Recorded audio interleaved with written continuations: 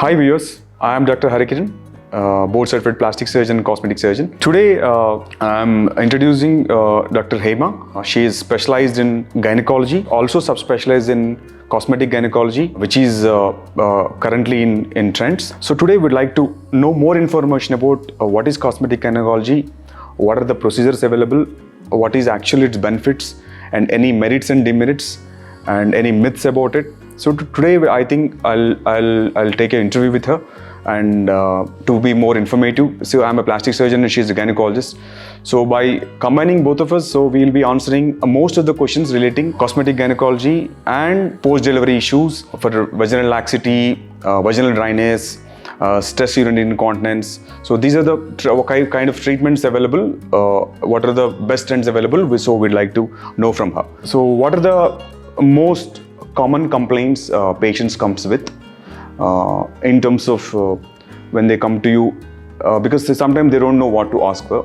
So it could be vaginal laxity or vaginal looseness, whatever we call, and you tell us how patients usually come with. So nowadays, a lot of advancements came into the industry, so it's surgical and non-surgical both. A lot of people come with mainly the problem of vaginal looseness. Post sexual intercourse for 2 or 3 years, or post delivery, post multiple deliveries, people come with something is coming out, or a lot of air is going inside the vagina, or they're not sexually very active like previously, or looseness, they're not able to feel any orgasmic sensations. All these complaints are very common recent times. You mean to say the lack of pleasure or the excitement what they used to have initial days is lost, so that is one of the reason you come back. Okay, doctor. So we directly suggest them any procedures directly, or when they come to you, do you advise them anything which they can do at home? See, first we will we have to see how they are right now, whether they have any medical conditions, or they have underwent normal delivery or cesarean, whether the cesarean, if they have underwent, why they have underwent, whether any instruments are used at the time of delivery, and after how many years of marital life they're having these kind of issues. We have to figure it out. So vaginal looseness, mainly we have to see whether why they are not happy right now, whether the partner is not happy, whether the female itself is not happy, or both combinedly they are having this kind of issues. First, examination is very important. So as soon as a patient comes in, we have to ask her what is her main concern, whether it's a vaginal looseness or the vaginal dryness, or any frequent infections, or anything that changed recent times, any medications or anything. Okay, yes. Then post that we will take for the examination. We will see why she is feeling like that. Then we have to ask whether it's an issue from her side or the partner side. If it's recently married, just for 2 or 3 years, and they're having this issue, then we can just explain them the Kegels exercises. Okay, so we can tell them to do constantly for at least 3 months, and we will ask them to come back for post-examination, and if they feel any changes, then it's well and good. If they're not feeling any changes, then we can go for non-surgical procedures. So doctor is offering home remedies like Kegels exercises. So probably explain how actually Kegels exercise to do. So that sometimes Kegels is normal word for the doctors, but a lot of people ask me also what exactly we have to do. So nowadays we are having very sedentary life. We are not actually previous generations. We are not physically active, or we are not doing any household work. We have washing machines, dishwashers, and anything. So our muscles are getting weaker day by day. So we don't have any physical activity. So Kegels exercises is something which makes your pelvic floor strengthening. It is a strengthening exercises. How you hold your urine or your stool, we have to hold it tight. When you have to use the bathroom urgently, we will hold it, right? The same way you have to hold it tight for few seconds and release it. Like that, we have to do it for 3 cycles, minimum 15 times in each cycle. And whenever, you need not take separate time for it. You can watch TV or do your desk job, or keep cooking, and you still can do this kind of exercise, but still you're not able to see the results, then we can help you with some other instrument pelvic strengthening devices, stimulators, stimulators, yes. we can use them, and that makes us our brain and our muscles to interact with each other, and they help them better. So it is like a stimulators. So you put that in the perineal region. So on the area where it's actually need to be strengthened, so that muscle gets contracted. Contracted, yes. Okay. So that is for the people who finds difficulty in doing Kegels. Yes.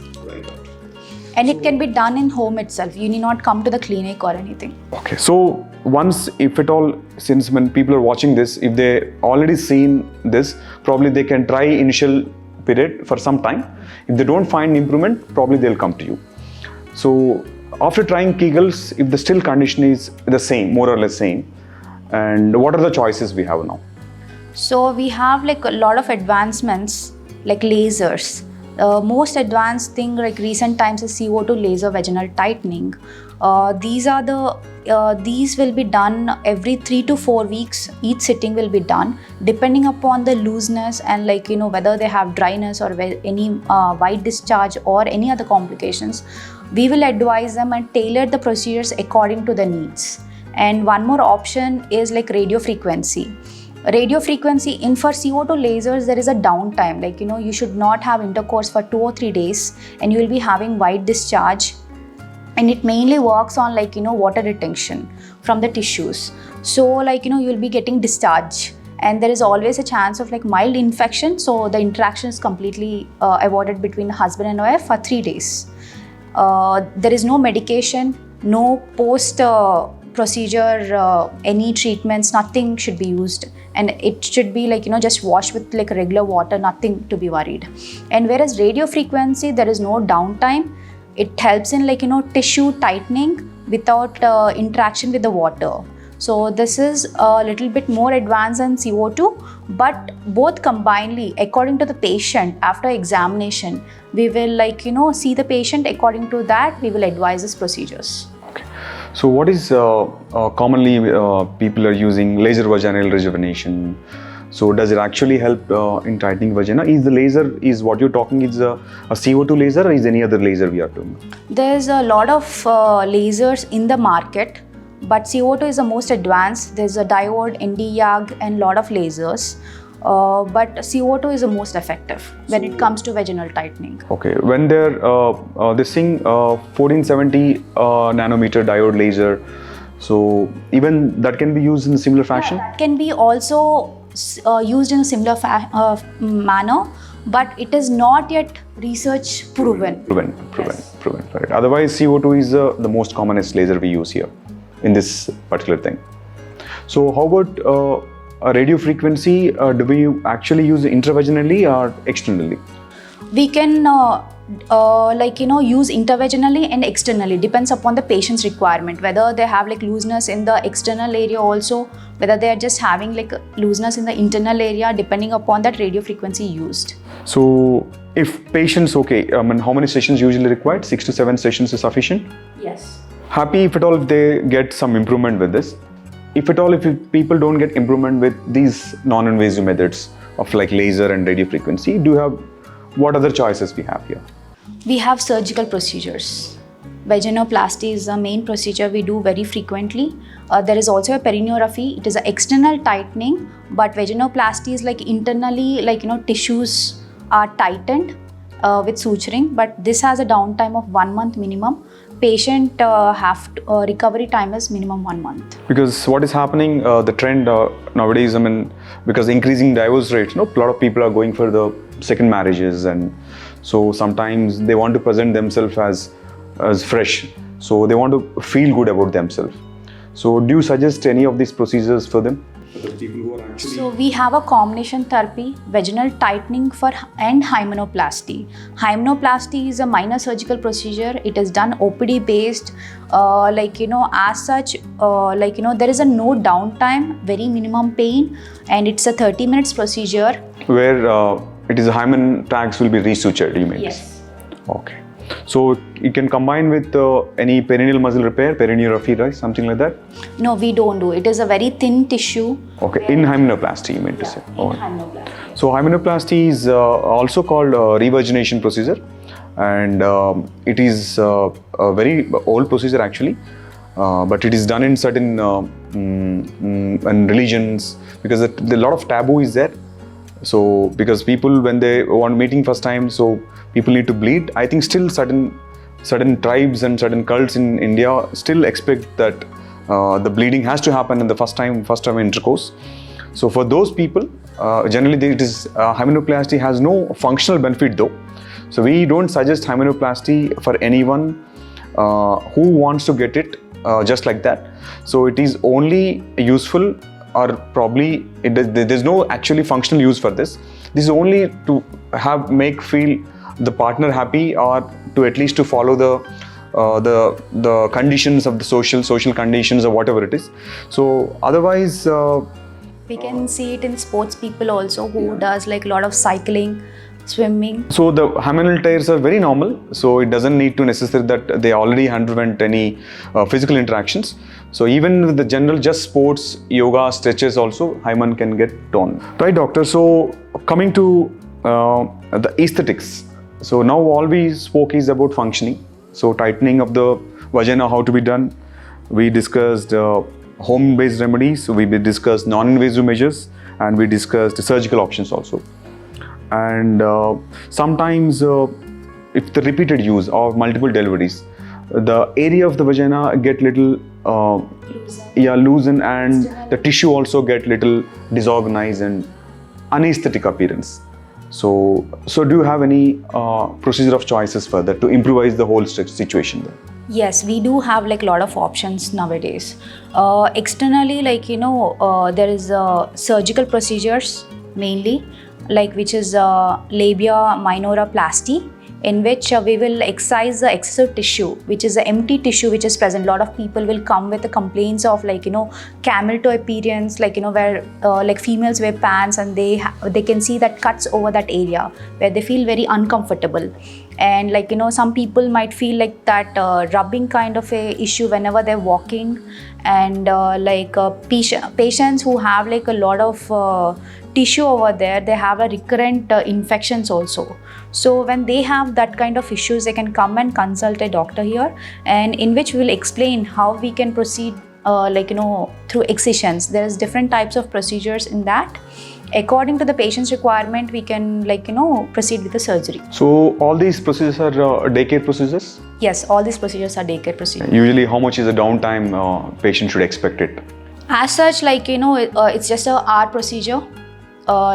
Patient can come in. It is done either it depends upon the patient pain tolerance also. If the patient has like very less pain tolerance, like we can get it done short general anesthesia, and if the patient is able to handle it, we can do it under a local anesthesia, and we can excise the tissue, and we can suture it, and we can send the patient. We'll ask the patient to come after 7 days, but the recovery will take minimum 25 days for the tissue to heal. So do you also improve the labia majora, which is outside the area? People who lost weight loss or post-bariatric procedures, people have the loosening of the whole area, and they'll especially complain that it is not looking aesthetic, especially in the labia majora part. People mainly come with this kind of complaints when they lose a lot of weight, and mostly postmenopausal females also, because when we hit puberty, there's a lot of fat deposition over that area. That decreases drastically, and that skin becomes loose or baggy, and we have a combination procedures for that. One is non-surgical radiofrequency, in which first we will see how much extra tissue is present, and we will tighten that area with a combination therapy of radiofrequency, PRP. Then if still there is a lot of space inside, we will go for fat fillers or synthetic fillers, derma fillers, and depending upon that, still they're not satisfied, we can go for surgical procedures. So this is coming to aesthetic part. To brief it up, so there are two components in vagina. One is the labia minora, which is inner side of it, labia majora, which is outside of it. So labia minora can reshape with multiple surgical procedures, as doctor explained, and labia majora, which is outside area of the vagina, which can be aesthetically improved with non-surgical devices like RF and PRP. If it doesn't get improved, and it can be improvised with Dermal fillers are fat grafting, which is taken from the patient's own body fat. And by this, we can externally make that whole area much better. Look, it looks more aesthetic. And thank you so much. And probably we'll continue the talks in detailing in each procedures in further topics. Thank you so much. Thank you.